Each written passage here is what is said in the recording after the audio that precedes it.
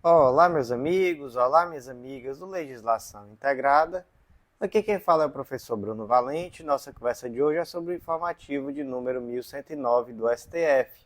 Antes de começar, aquele convite, se inscreve no nosso canal, seja no Spotify, Deezer, Apple Podcasts, Google Podcasts ou no YouTube, e ativa o sininho para saber sempre que tiver podcast novo. Nos segue também no Instagram, @legislação_integrada, onde todo dia tem novidade. E o mais importante de todos os convites, acesse legislaçãointegrada.com.br e vem conhecer o Clube da Lei, esse clube de membros que dá acesso a todos os materiais de lei seca e jurisprudência do Legislação Integrada e a mais de 100 planos de leitura. São planos por carreira e por edital, um material semanalmente atualizado e tudo em uma única assinatura que te dá acesso a tudo isso. Então, um estudo completíssimo, o melhor custo-benefício do mercado de longe.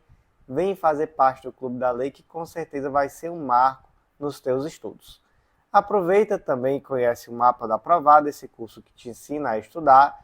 Com o Mapa do Aprovado você vai aprender a organizar um plano de estudos totalmente focado na tua realidade, com muita autonomia e estratégia.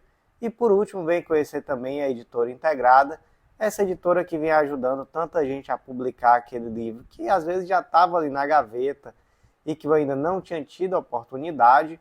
E, gente, quem estuda para concurso tem que ter obra publicada, tá? Isso é muito importante em uma futura prova de títulos. Sem mais delongas, meus amigos, vamos para o primeiro julgado do dia. E o primeiro julgado de hoje foi inserido na Constituição Federal e é uma tese, a tese fixada na ADI 3056 do Rio Grande do Norte, e o teor ficou da seguinte forma: não ofende a Constituição Federal a previsão em ato normativo estadual de obrigatoriedade de escolha do Procurador-Geral do Estado entre os integrantes da carreira. A previsão, gente, aqui é a do artigo 87 da Constituição do Estado do Rio Grande do Norte, e esse dispositivo prevê exatamente isso, que o Procurador-Geral do Estado ele será escolhido pelo governador entre os integrantes da carreira. Mas acontece que o artigo 131, parágrafo 1º da Constituição Federal, prevê que o advogado-geral da União ele é escolhido pelo presidente entre cidadãos maiores de 35 anos e de notável saber jurídico e reputação ilibada.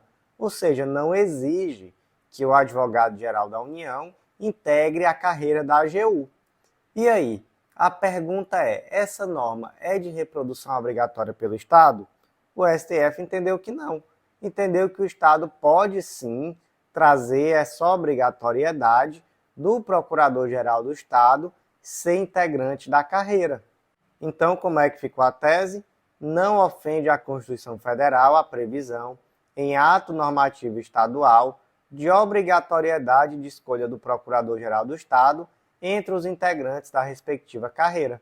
O próximo julgado do dia foi inserido na Constituição Federal e é uma tese de repercussão geral, tema 519 do STF, e a tese ficou da seguinte forma: o regime especial de precatórios trazido pela Emenda Constitucional 62 de 2009 aplica-se aos precatórios expedidos anteriormente à sua promulgação, observada a inconstitucionalidade parcial, quando do julgamento da ADI 4425 e os efeitos prospectivos do julgado.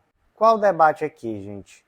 O debate é porque a Emenda Constitucional 62 de 2009, ela trouxe um regime diferenciado de pagamento de precatório, tanto para os estados quanto para o DF e municípios. Acontece que esse dispositivo ele foi julgado inconstitucional. Foi lá na ADI 4425. Só que no julgamento dessa inconstitucionalidade, houve uma modulação de efeitos. Então, ainda deu-se uma sobrevida de 5 anos a essa emenda constitucional. Contado de quando? De 1 de 2016. Então, ainda se deu aí uma sobrevida até o ano de 2021 a essa emenda constitucional e a esse regime de precatórios que estava vigente. Então, com base nisso, com base nessa modulação de efeitos, é que se entendeu que esse regime especial ele é sim aplicável àqueles precatórios que já estavam expedidos na data da sua promulgação. Até porque foi declarado inconstitucional mas houve uma modulação de efeitos, não só para aqueles precatórios que já existiam antes, mas até mesmo em uma sobrevida aí de 5 anos, até 5 anos após o julgado dessa ADI. Então, como é que ficou aqui o destaque?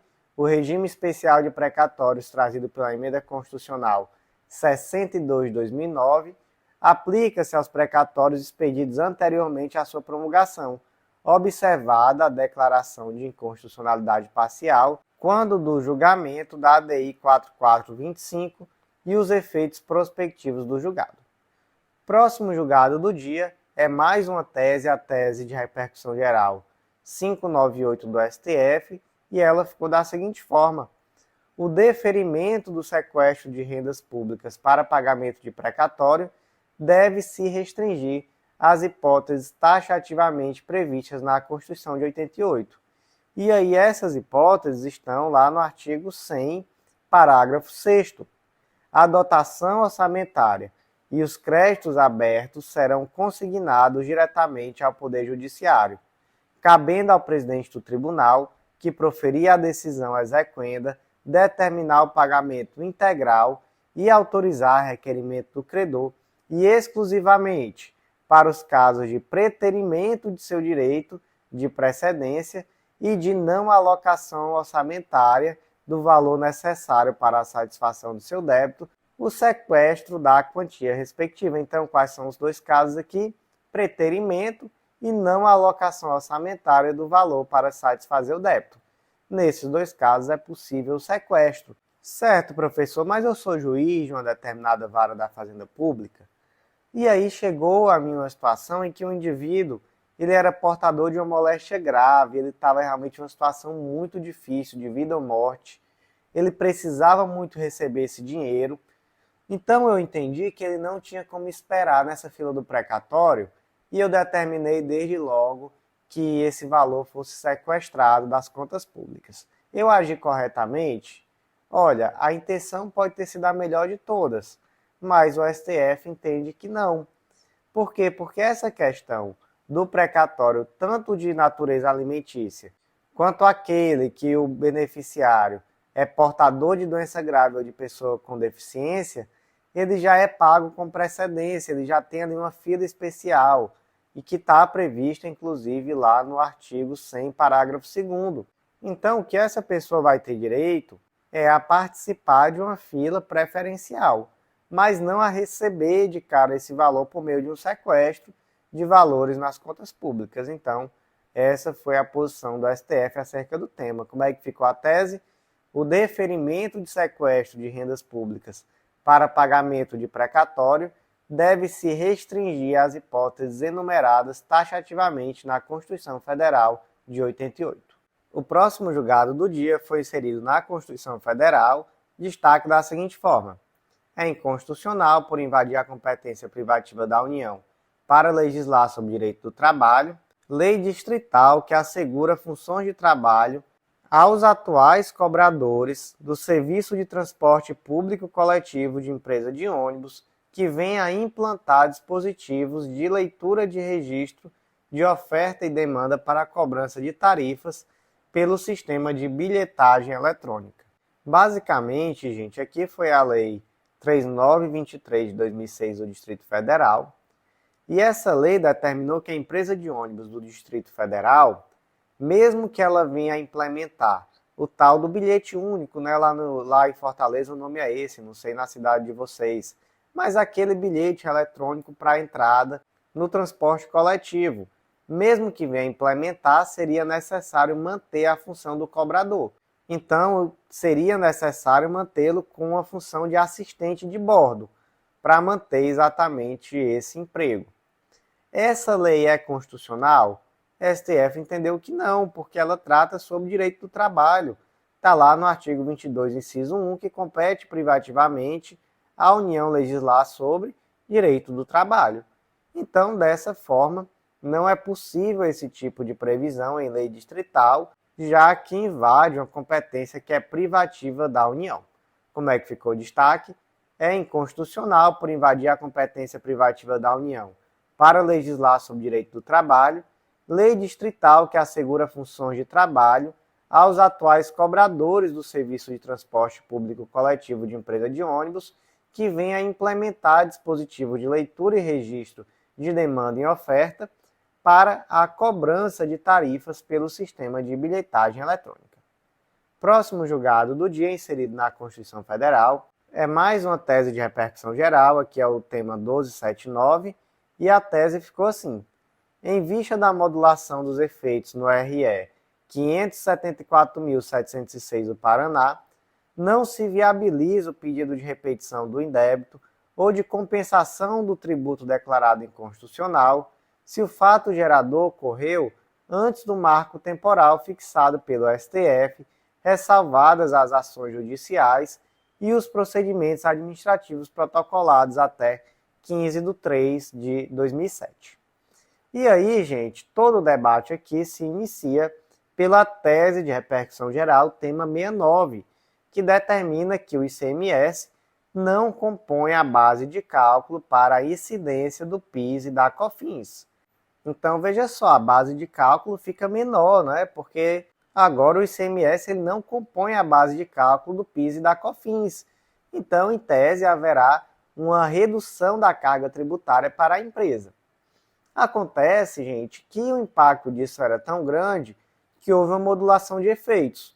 Então, nessa modulação de efeitos, se entendeu que essa tese só seria aplicada dali para frente, então seria a partir de 15 de março de 2017, mas também se resguardou pelo menos aquela situação de quem já tinha proposto a ação até o dia desse julgamento. Então seria assim, quem já propôs a ação, em qualquer data que seja, vai ser beneficiado, vai receber de volta aquilo que pagou a mais, mas em relação às outras pessoas está consolidada a situação, não é possível requerer de volta o valor pago a maior, então só dali para frente que seria aplicado. E agora, gente, o STF vem reafirmar essa jurisprudência que é dominante, inclusive com a tese de repercussão geral, deixando claro os efeitos prospectivos, né? Então, que houve uma modulação de efeitos lá na tese de repercussão geral, tema 69, deixando claro que o direito de requerer retroativo só vai ser de quem? De quem já tinha ação judicial ou procedimento administrativo protocolado até 15 de 3 de 2017. Esse é um ponto importante que eu não tinha mencionado ainda, né? Não só ação judicial, se havia um requerimento administrativo de devolução do valor pago a maior, também era possível, também estava abarcado aqui pela tese. Então, como é que ficou a tese? Em vista da modulação de efeitos do RE 574.706 do Paraná, não se viabiliza o pedido de repetição do indébito ou de compensação do tributo declarado inconstitucional se o fato gerador do tributo ocorreu antes do marco temporal fixado pelo STF, ressalvadas as ações judiciais e os procedimentos administrativos protocolados até 15 de 3 de 2017. Os dois próximos julgados do dia foram inseridos na Constituição Federal. Eu vou comentá-los conjuntamente porque eles são idênticos, na verdade, e eu vou até fazer assim, eu vou aqui de início ler o destaque do primeiro julgado, que é referente a uma legislação do Estado de Pernambuco, e no final eu vou ler o destaque do julgado referente ao Estado do Ceará. Então vamos lá. A majoração da alíquota para custeio do regime próprio de previdência social de servidores públicos estaduais de 10% para 13,5% e posteriormente para 14%, revela-se proporcional e razoável, de modo que não produz efeito confiscatório, nem atenta contra o princípio da irredutibilidade remuneratória. Então vamos lá, gente. Inicialmente, a alíquota da contribuição previdenciária dos servidores públicos do Estado de Pernambuco era 10%. Depois foi majorada para 13,5% e posteriormente 14%. E aí o que se alegou? Se alegou que existia aí uma redutibilidade de salários. Olha, eu estou pagando mais imposto, então meu salário diminuiu. E segundo, alegou-se que se tratava aqui de um confisco, porque essa alíquota nova era excessiva. Da mesma forma, no estado do Ceará, houve um aumento escalonado de 11% para 14%. Então, em 2017 foi para 12%, 2018 foi para 13% e 2019 foi para 14%. Mesma coisa, se disse, olha, aqui existe um confisco, existe uma redução de salário. STF entendeu isso? Não. Entendeu que é possível esse aumento de alíquota, que não se trata de uma redutibilidade de salário, já que o que se garante quando se fala em irredutibilidade salarial é o quantitativo, então é que seu salário não vai diminuir de R$ 1.000 para 950. É isso que se garante. E não que você eventualmente poderá ter que pagar uma alíquota maior de determinado tributo. Então não é isso que se garante. E também se entendeu que esse valor, que essa alíquota de 14%, era proporcional e mais ainda que a redução desse valor traria uma consequência desastrosa para o sistema de previdência social. Então, com base nisso, como é que ficou aqui o destaque? Agora eu vou ler o destaque do segundo julgado. A majoração escalonada de 11% para 14% da alíquota de contribuição previdenciária de servidores públicos estaduais ativos, inativos e pensionistas e de militares, destinada a custear o regime próprio de previdência social, revela-se razoável e proporcional, de modo que não ofende o princípio tributário de vedação ao confisco. Próximo julgado do dia, inserido na Lei dos Planos de Saúde, destaque da seguinte forma: dada a proteção constitucional conferida ao direito à vida, à saúde e à boa-fé, o segurado do plano de saúde é isento de devolver produtos e serviços prestados em virtude de provimento judicial para custear direitos fundamentais de natureza essencial, ainda que, à época do provimento, o medicamento ou serviço não possuíssem o respectivo registro nos órgãos competentes. Então vamos lá, primeiro ponto, Lei dos Planos de Saúde, artigo 10, inciso 5º, traz que o plano de saúde, o plano referência, ele não é obrigado a cobrir o fornecimento de medicamentos importados não nacionalizados.